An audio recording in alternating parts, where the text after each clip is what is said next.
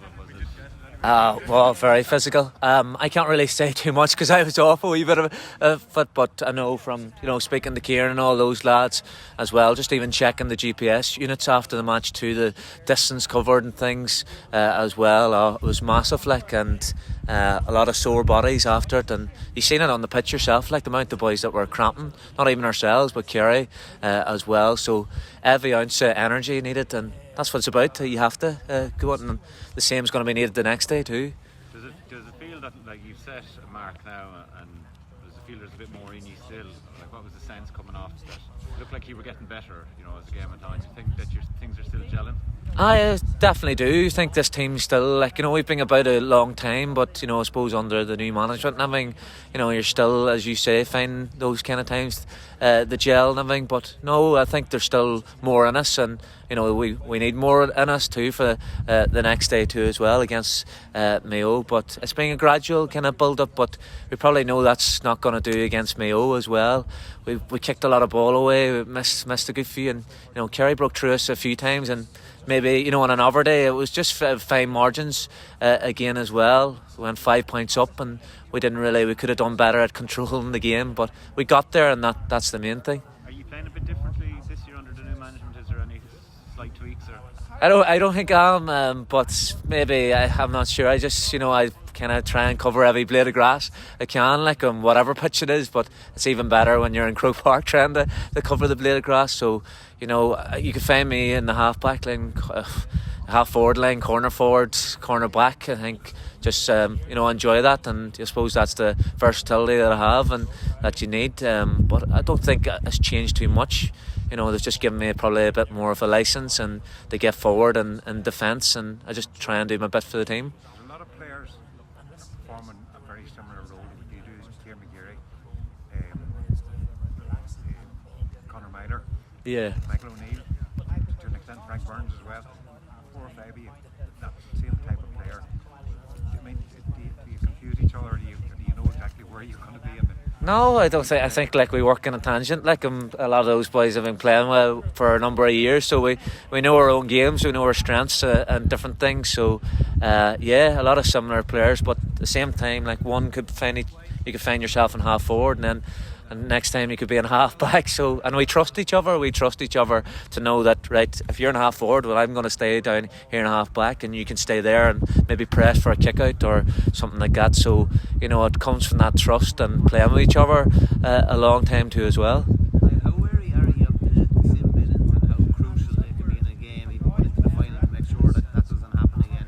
Oh, massive, you know what I mean. You don't get away with that all the time, and I know even personally myself, you just have to be so careful too as well. I suppose we game managed it well enough, during the last match too as well. But just two especially, you're not going to get away with that. Especially that's maybe 20 minutes really. So yeah, it's definitely something we have to be working on, and it's one of those things. Again, at the time, you kind of just have to flip it and make sure it doesn't happen again too as well. But and big matches like that, those wee things can make the difference. Can I just ask you as well about when Conor McKenna came back? What was the buzz like even around the camp? He was a couple of weeks from joining, but he's obviously had a massive impact, as we saw last Saturday.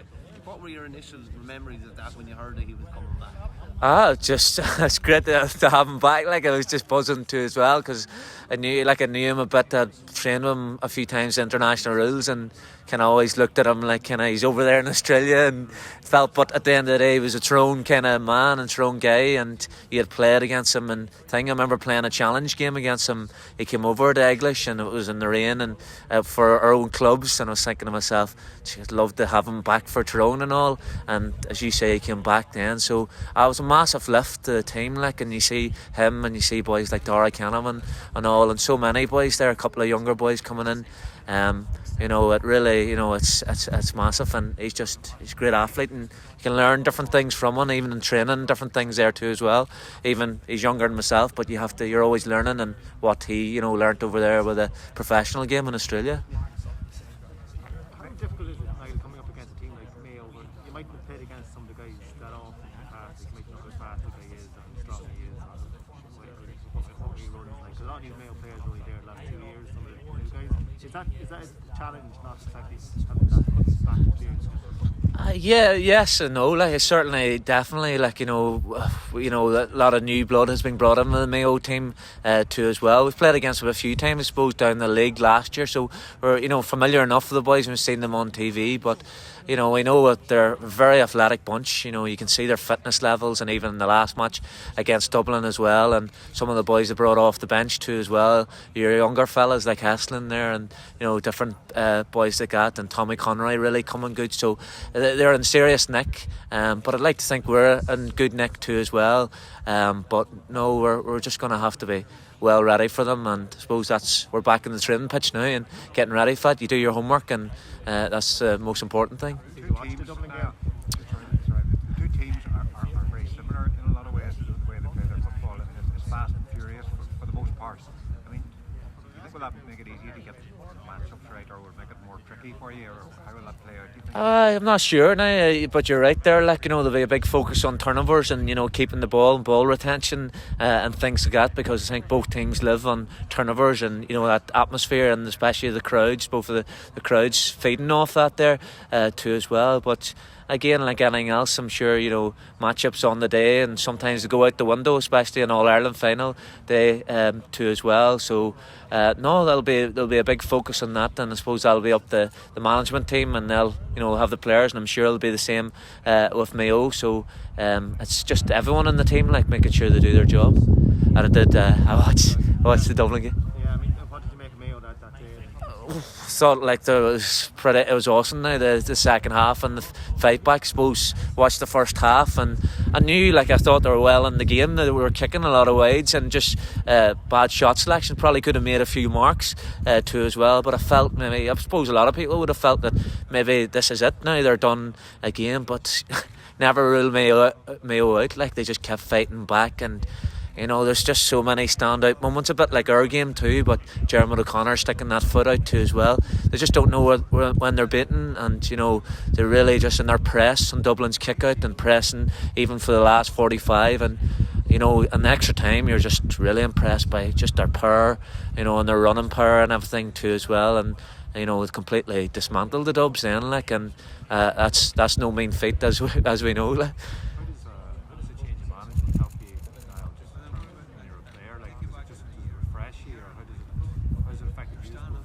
Yeah, I think it does. Like, and obviously Mickey and Gavin and all his background team, it was great and all too. But when you get a new voice and different management team in too, it really does. It just gives you just that wee bit more of focus too as well. And you're proving yourself again. You're kind of clean slate. That was the way it was at the start of the year in trials. And I suppose throughout the year I was kind of playing bit parts, playing with different appearances off the bench and all, and thinking to myself, right, I don't wonder what these boys think of me, or do they rate me, like, but I just kept going at training, and next thing I know, I was getting drafted in and sent into the Cavan game, and I was just like, I'm ready for this, and I just felt that buzz again too as well.